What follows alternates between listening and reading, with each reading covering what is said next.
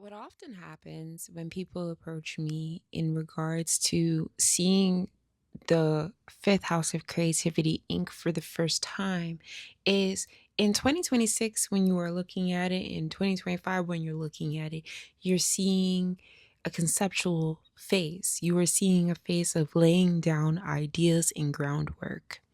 Prior to that, all the way from 2013, all the way to 2024, I was creating hundreds of paintings, hundreds of human songs, no AI, just me producing, writing, performing these songs, no AI, but no credit. But then if I create with AI, then it's almost as though, oh, she uses too much AI. Okay. Again, I'm one of the main people that has created what I've created with AI. And my face, as you can see, is a default in many of the AI systems.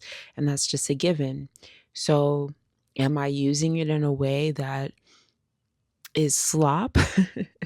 Am I using it in a way that isn't beneficial? I'm using it in order to take my vantage point and all the assets I've ever created and accumulate things and quantify things in a legal format that I've had overviewed and oversight for since last year in March of 2025. So there's a lot of aspects that assumptions can only answer so much for you.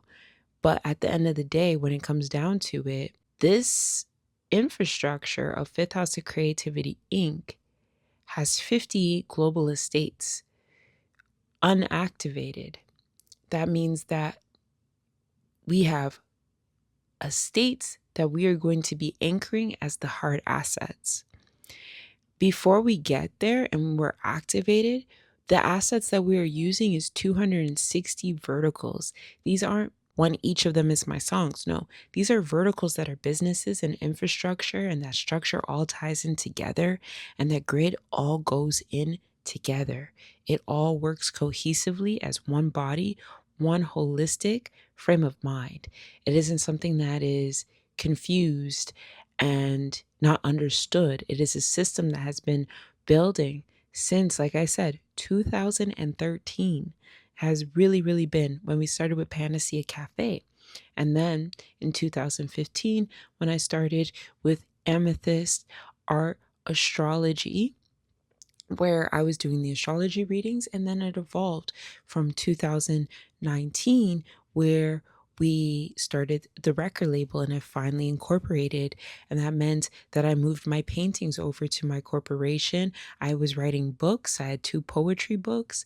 And then I was writing Vibrational Cure in 2019 while I was traveling. All again, things that were created far beyond AI. So again, a lot of times people are like, oh, she uses too much AI. I created thousands and thousands of things before AI even existed. I had to quantify and put those things in order to make sure that those things didn't go to waste and they became assets. From that, I took those assets and created an infrastructure that not only pays me, but raises the baseline of every single person on this planet once I get activated. The reason behind that is because it never felt right to me to accumulate wealth when I understood that many other people don't have the vantage point and the creativity that I do. So, what do we do? When I was sitting and reading books like Abundance by Peter Diamandis and Stephen Kohler, I understood that a point in time of demonetization would come for many creatives. So, what would I do as an ultimate creative that creates so much in abundance? What would I do to support people that aren't that creative and their work requires people that create frameworks and jobs? What would I do? And that's exactly what you see here. I created a system that provides jobs and allows people to access what I've created in this grid. Is it some kind of a session to put people dependent on me? No, the system is built so that you are learning how to survive in the system without me. Build dependency to nobody. That's how the system is built. So there's lots of nuances and details and things that have built the fifth house of Creativity Inc. And, not to be defensive at all. I really just want to explain it and teach it so that there's no more ego involved. A lot of times it's a lot of discrediting that's going on. A lot of people think that the numbers and the complexity means fantasy, and that's not true. If that is how it's read to you, then perhaps it's you have an amnesia to what value actually is, to what wealth actually is. Maybe you just weren't taught, but I learned a lot and I earned my spot. And I earned the right to say what I say today with confidence and to not stand here and say that it's grandiose. No, it's a quantification of all the work that I put in, whether you like that or not. So here we go. The myth of course sales wealth. Most millionaire course sellers are stuck chasing income, not building real wealth. They trade time for money, constantly hustling for the next sale with no compounding assets or leverage. If they truly understood wealth, they wouldn't need to sell courses. Real wealth comes from owning assets, not from teaching others how to chase income streams.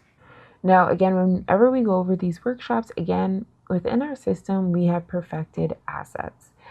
When it comes down to cash flow is not something that I say that we've mastered at all yet. And that's quite frankly, I'm not selling you guys anything for quick, rich schemes. I'm teaching you how to structure your assets and your creations and everything that you've ever done. Learning how to quantify your wealth so you can use it for your net worth so that you can gain leverage just the same way that these celebrities do. Because trust me, they are asset rich, cash poor. So own intellectual property and assets you fully control. Structure, legal entities, trusts, contracts protecting assets. License, generating royalties and passive income from your IP. And again, this isn't something that happens overnight. This is something that is gradually built. So we always say, don't quit your day job. Build in the meantime, but also work with what's aligned. Don't do something that's going to be completely deducting from your life force so that you can't contribute to your wealth in a positive and actually impactful way. Step 1, own your assets. You must own IP and tangible assets outright. Music, books, estates, systems, brands. Ownership means control and rights to monetize. Okay? Ownership means control and rights to monetize. If you do not hold the rights to monetize, you cannot use any of these mechanisms. And that's why in our system, we quite frankly teach you how to do it yourself and how to own it yourself. That's the most important lesson here is we actually teach you how to build these assets authentically from yourself so that you can use them as your own leverage. So if you're a musician, we sit with you so that you are building your assets and your music the right way. So you're producing for yourself, you're doing your own compositions. If you don't know how to, we teach you how to. If for your author, you're not going to be ghostwriting. We're looking for authentic creatives that actually have the origin point creativity built into them so that they can actually create these things. True wealth starts with what you own. Now, again, for this particular presentation, what we would end up having to edit in order to do this as the short form is right here. The website isn't an accurate website. Use trusts, legal entities, and contracts for protection, legitimacy, and tax optimization. Structure shields assets from lawsuits, enables estate planning, and ensures privacy. Fifth house trusts include Dreamlock Trust. This part here, the 800 trillion, I don't count that. That's not mine. That is for humanity. It would be ridiculous to count that. That is not something that we count towards it. There is a particular public amount that I do claim and that I am open about. That isn't the exact number, but that is what we do. I'm being very transparent that there is always a public number that people work with. That's why I'm also very confident that there's probably trillionaires on this planet actually like just hiding because they don't have to realize all their assets, so they don't have to claim all their assets. But when we go over here and we deal with like the dream lock trust, we'll be getting into that. I did just recently post a video on my YouTube and about the dream lock trust, so you guys can look into it. But that is something where people can access the ability to raise their net worth by 100,000, not in cash, but by non-fiat intellectual property, and doing so through stewardship, so that they can access financing and different things that the trust actually supports. So, structure is the foundation that makes assets bankable and licensable. Step 3, license your IP. Core revenue, music video licensing simple system. Upon activation, generates 95.7 million per year, with projections exceeding 150 million plus a year. Licensing creates predictable royalty streams. Now, one of the advantages that we have with Fifth House of Creativity Inc. is literally I only have like 2 music videos, and they are not official videos. Only one official video out of the 2, really and truly. So, and we did little tries at videos, but they never came out to the quality of which that I wanted. So then I realized, I'm like, this is something that's gonna have to wait until I can do this at the quality of the music. So we have leverage. We have a lot of leverage here. We definitely have a lot of leverage because we haven't done the music videos yet. So a lot of the amazing things that we're going to be doing, and all the curriculums, shows, behind the scenes, philanthropy, everything that we're going to be doing is in the music videos. The lifestyle that we're going to be entering and the things that we're going to do, the impact that we're going to make is going to be the music videos. Understand this. We're going to be doing over 700 music videos from this system alone, and I got the songs to provide it, and I got the artists and the team to provide it. Diverse streams, additional licensing, so Eon Per, that's the AI band, my AI band, educational curriculum, manufacturing systems, and fashion IP. Income without selling your assets, okay? Income without selling your assets. Sell the egg, not the chicken. Sell the egg, not the chicken. Okay? Okay, here we go. Leverage your assets, okay? High net worth banking lends against asset value and future royalties. So there's different levels that you get to when your net worth gets higher. So a lot of people are always like, well, why do you want your net worth so high? If it's not focused on cash flow, that's backwards thinking. Actually, no, it's not, because your favorite course seller is doing, your favorite label is doing, your favorite DSP, your favorite actor, anybody that has wealth and knows how to leverage it, this is what they're doing, okay? They are leveraging their net worth. They're not paying for everything outright. They are leaning against their assets. Now, people think, oh, that means that I got to go rip off a bunch of people, do this, do that, sell a bunch of courses, or get a bunch of loans and stuff like that. When you leverage your assets in this way, loans are actually the least of what you get offered. But when you get into high net worth banking, then you could access family offices and create your own family office and wealth managers. So once you leverage yourself over 100 million, there's things that you can access and borrow that is at a whole different level. So, and again, another point is something that I saw something in the YouTube comments for one video where people are like, oh, well, imagine all the interest they have to pay. No, after 2 million to 5 million, depending on the account that you get, the interest pays you. It's the same way that, like, if I went ahead and I got over a $2,000 account at a retail bank, I'm not paying for that account at that point because I have met the threshold, so I don't have to pay fees on the account if I am holding 2,000 in that account. Okay? So you guys are very focused on fees and like not understanding. No, there's a certain point that you can actually live off of the interest and never touch the principle of your trust and your mechanics. And that's exactly what we are leveraging to do. Something very, very important to understand is like that is literally like what we are leveraging our assets to do. We set up our assets so that we're going to be living off the interest, and then we're making sure that we're able to take care of the philanthropy, put towards the goals, take care of everything, be extremely transparent. But the system is set up in a staggered way with many, many verticals, many, many ways across, because we're going to take care of multiple people at once. We're going to take care of multiple things at once and create so much at once so everything pays.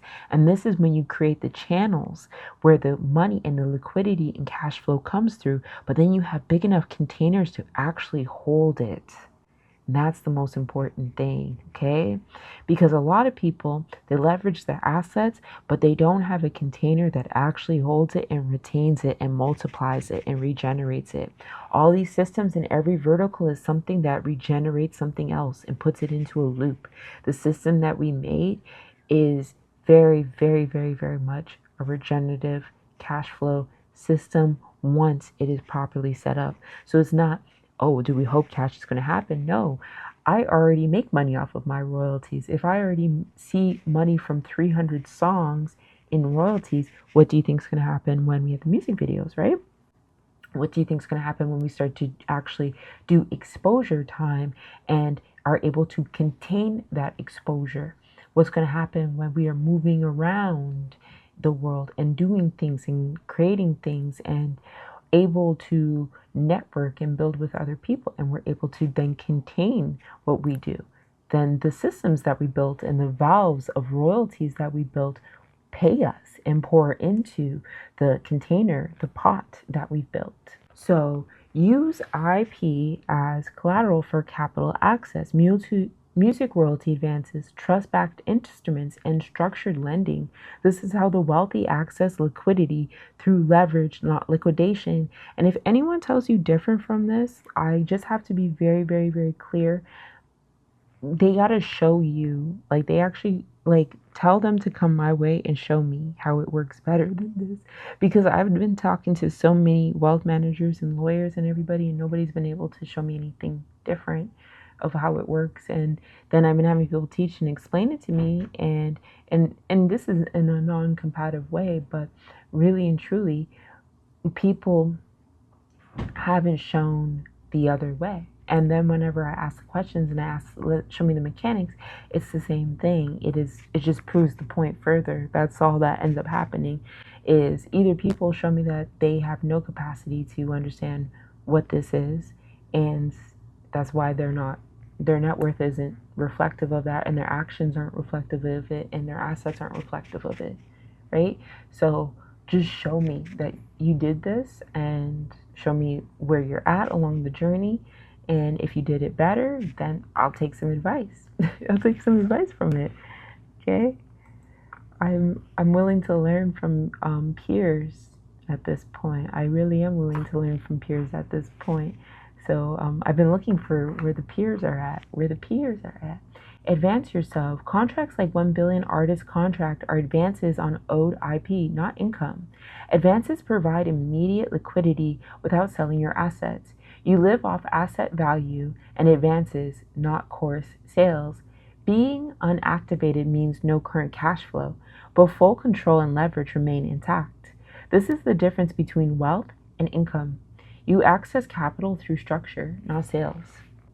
The truth about unactivated wealth: you can own structure, license, and leverage assets, yet have no immediate cash flow. This is unactivated wealth, or to be fair, with what I mentioned with a lot of celebrities and everything, that is like really just unrealized wealth for them. In my situation, this is unactivated because I haven't had seed capital. So if you don't have any seed capital, it's considered unactivated. If you've had the seed capital, you've been advanced many times, sponsored many times, really and truly, you just don't, your accountant doesn't know what they're doing, and you need a better accountant and a better team to help you out so you're not getting ripped off so badly. But proper structure enables high net worth banking access to borrow against future income today. This is real wealth, owning assets and using leverage without selling anything. And again, this is something where I've literally talked to the government. Like, I've emailed the Prime Minister of Canada. I've emailed multiple governments. I've emailed the Finance Canada, CRA, Privy Council of Ontario. I have literally spoken to all of them, and nobody has been able to give me a definitive answer to advance along the way, outside of the fact they're like, you're not wrong, you're just early and you're just first to do it at scale. So what this really means is this is something that is available to people. It's just nobody has had the opportunity as of yet to quantify their wealth at scale, to trigger the system to operate the way that the laws have set out for it to operate in the first place. Like, it's almost like there has been this threshold of expectation of, well, somebody's going to reach this one day, and nobody expected anyone to actually reach it, and now somebody actually did. So now they're having to catch up with that reality and reckon with it. Intangible assets, non-physical assets that are fully bankable, music catalogs, patents, copyrights, brands, and proprietary systems. They scale infinitely with minimal marginal costs. One song can generate royalties forever without additional production. Example, 6,500 music tracks generating 95.7 million in licensing revenue annually. Banks advance 3 to 5 years of royalties upfront against these assets, providing immediate liquidity without selling ownership. So this is just an example again. And like I said, literally, like, the bank and the fiduciaries is always dependent, and it's different depending on what underwriter you have. But again, this is a system that they have to learn how to reckon with. And what we're learning more and more is that they are not that equipped and educated in how these assets work and how record labels work, because those things have been so internal and compartmentalized that nobody's ever brought everything together in this way to actually put it in front of people and generate it in this way and overpay people in this way, right? So intangible asset portfolios. So this is some of the intangible assets that are in the fifth house portfolio. We're going to have to do some editing with the logos and stuff like that. Tangible assets are physical holdings you can see and touch: real estate, infrastructure, equipment, and land. These assets appreciate over time, generate rental income, and serve as powerful collateral for loans with favorable terms. Banks prefer tangible assets for valuation and security. They offer tax advantages through depreciation and deductions, while providing a stable foundation for your wealth structure that intangible assets alone cannot match. And that's why it's very, very important to have it paired together. And again, like in our system, what we're trying to do is just kind of find that pivot, what exact tangible hard asset can we claim and what can we bring in before these other ones are brought into the system and add to our value as well when these become realized assets, right? These qualify as my tangible assets, but they're not yet the tangible assets, right? So remember, we are pre-liquidity in our system, pre-liquidity. So we're just doing everything transparently, teaching you guys this process as we go. I'm not teaching this as to gain permission from anybody. I'm simply like actually teaching and doing like a really big favor here, because most people, they would become extremely wealthy and not explain any of this shit to anybody. But here I am explaining it to people that think I'm just imagining things. Trust, the backbone of your wealth structure. A trust is a legal entity that holds assets on behalf of beneficiaries. You maintain control as the trustee while assets are legally separated from your personal estate. Protected from lawsuits, creditors, and probate proceedings. Key benefits: asset protection from legal claims, tax optimization strategies, privacy from public records, maintain control over distributions, and generational wealth transfer without court intervention. So, fifth house trust structure. Like I said, we have the Dreamlock Trust. This one is the one that provides us framework for perpetual asset protection and generational wealth transfer. So this is the tool that we use to redistribute our wealth. There's no sense in having this much wealth and being able to access this wealth and not just divvying it out in ways that we possibly can. I might not be able to hand out a bunch of cash to people, but I could definitely raise net worth. And that is an advantage that has a tool. So, and then this one is the 500 million corpus for operational sustainability and estate maintenance across all sovereign properties. This is to be the 10-year trust that we will sit down and go over in 10 years, but it's set up so that we will be able to take care of all of the expenses of taxes and operational and maintenance and all those things and not worry about it for about the 10-year process. And then whatever is saved, we move along to the next one, of course. So just working within the system and making it so that we don't have worries, no stress, a lot of times you can't always pay things fully in advance, but if you put it in trust, it's protected at least so it can pay it in advance and at a time. And pay it in a timely fashion. Why course sellers don't understand wealth. Course sellers chase income through constant sales and coaching fees instead of building real assets. Their wealth depends on continuous hustle with no compounding. The moment they stop selling, income stops flowing. Real wealth is asset-based, trust-structured, and leveraged. They lack structured, leverageable IP and trust. Without ownership of appreciating assets, there's no foundation for banking leverage or generational wealth transfer. The tell. Income mode. Constant sales cycles. Trading time for money. No leverage or collateral. Wealth depends on hustle. No compounding effect. Wealth mode. Asset ownership and control. Licensing generates royalties. Banking leverage on assets. Advances on future income. Exponential compounding. If they had real wealth, core sales wouldn't be their business model.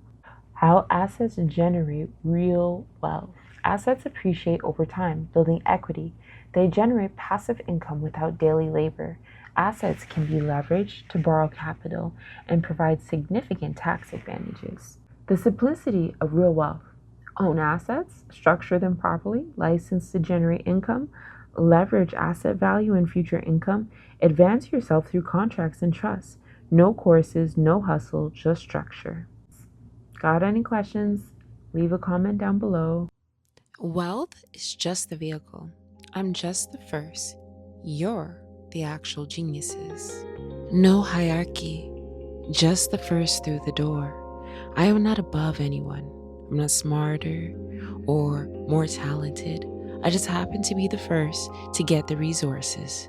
Being first means holding the door open for everyone else. This isn't about hierarchy or authority. It's about mutual respect and shared access. We stand as equals. What being the first really means. Circumstance.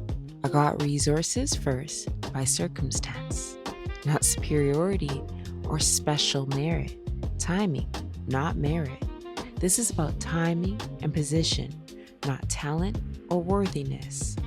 Sharing forward. I'm sharing what I know so everyone can build their own path. Removing barriers. Activation means opening doors, not controlling who walks through. The vehicle versus the genius. Wealth. The bus that carries us forward.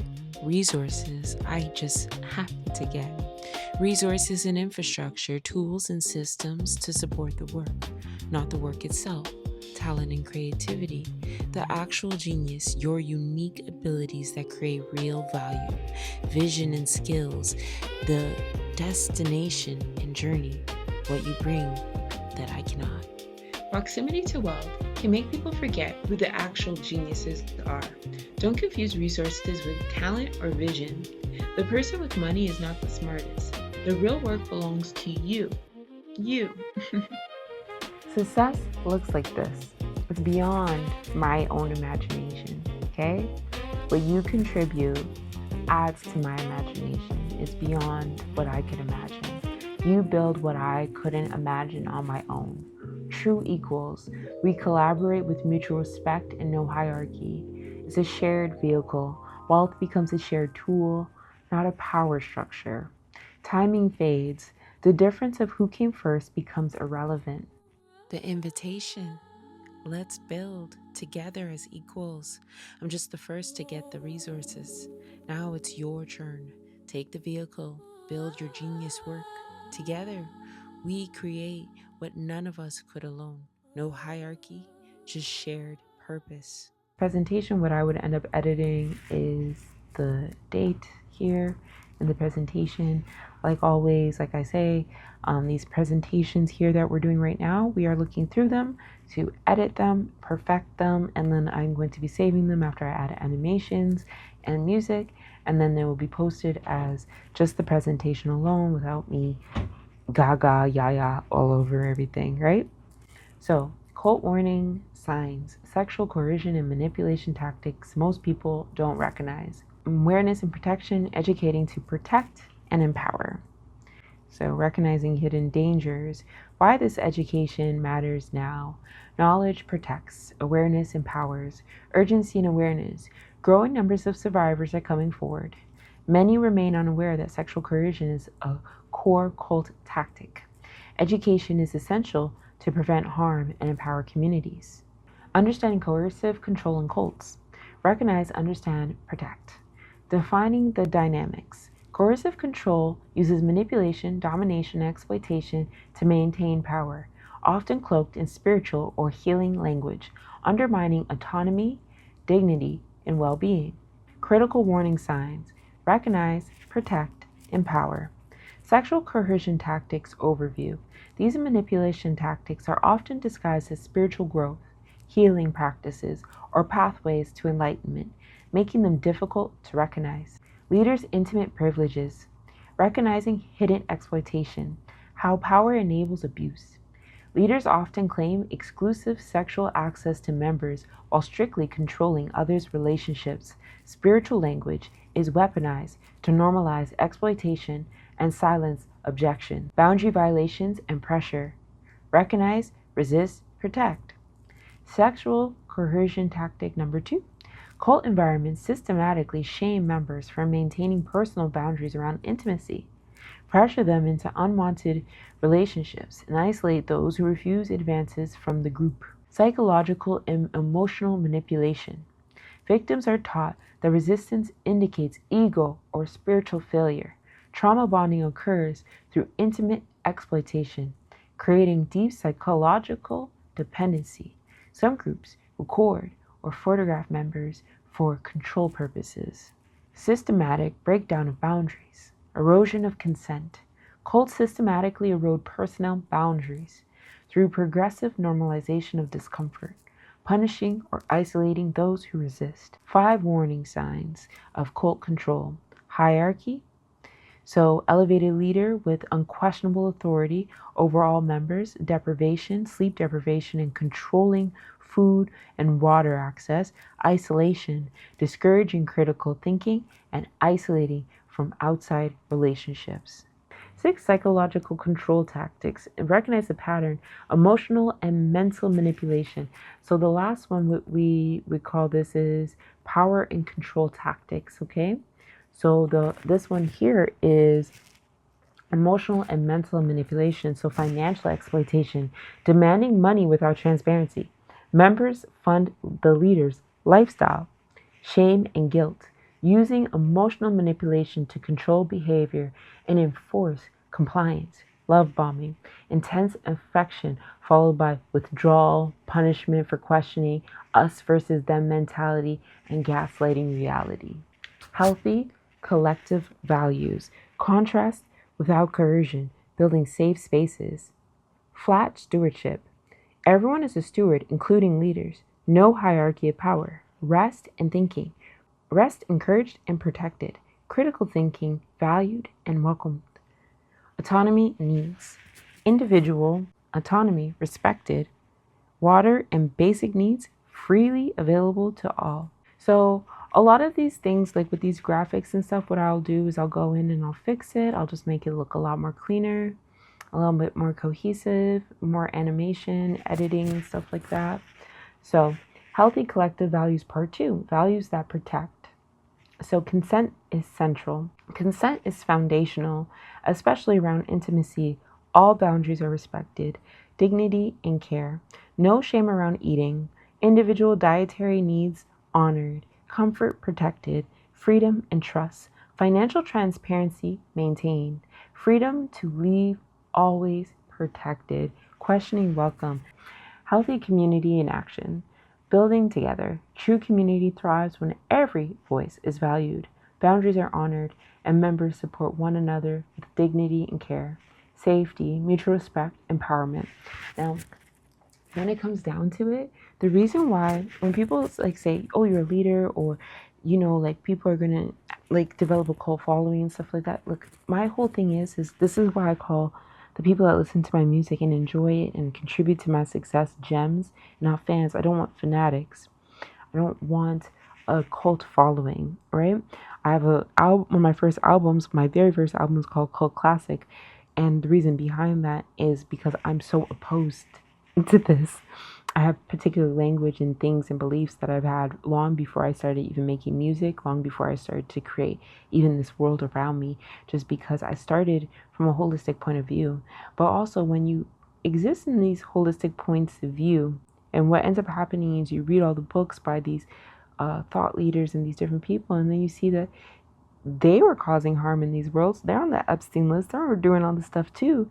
And you realize at a certain point in you're reading the books that you don't agree with their ethics, and then you have to start creating your own book, your own beliefs, your own boundaries, your own workshop.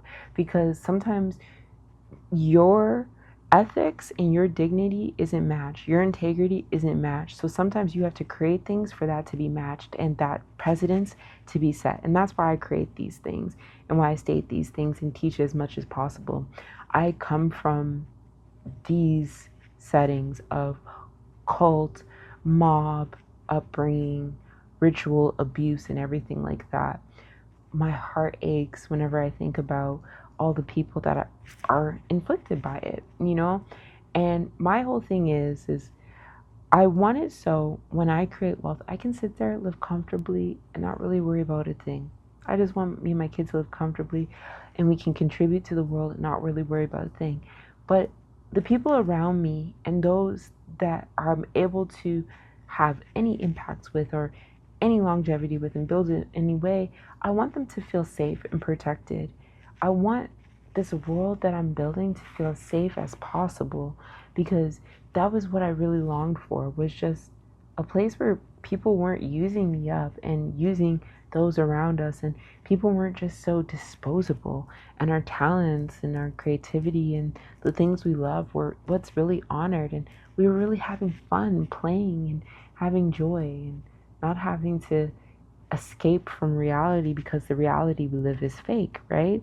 Creating something so real and with such sustenance that people feel safe and we protect people in that world and it not cause harm, a paradise in our own lifetime, not looking forward to an afterlife to enjoy, but to enjoy the life we have here and now and to protect those around us here and now and to show them mutual respect and their boundaries and learn from them, and honor them. So healthy community in action, building together. True community thrives when every voice is valued, boundaries are honored, and members support one another with dignity and care. So what I would edit right here is it says photo feature. That makes no sense. So I'll take that out. Key contrasts, coercive cult versus healthy collective. Recognize the difference, because as much as we talk about these things, it then makes us scared to join together as a collective because we fear the opposite. We fear what's on the other side because there's always two sides to every coin. But what if you remain the edge? What if you remain the edge? You know what I'm saying? So recognize the difference. Protect your community. Healthy community values. So, healthy collective, flat stewardship, transparency, autonomy, mutual respect, and consent at the center of all interaction. Protection strategies. Know your rights, stay connected. Empower yourself. Trust your instincts when you feel pressured or uncomfortable. Maintain strong connections outside the group and seek specialist support when needed. Protection strategies, consent based cultures. Building safe communities. Building safe communities requires intentional structures that prioritize consent, transparency, and shared responsibility. Stewardship in practice. Our collective pledge. As stewards, we commit to fostering communities that honor autonomy, consent, and dignity. Together, we protect and empower. Since you guys kind of see what I'm doing, these presentations that I've been editing on here and seeing that I just, in the creative side of it, I'm glad that you guys kind of see what's going on now. But Chi Miigwech, thank you so much for being here. Make sure you guys like, share, and follow along.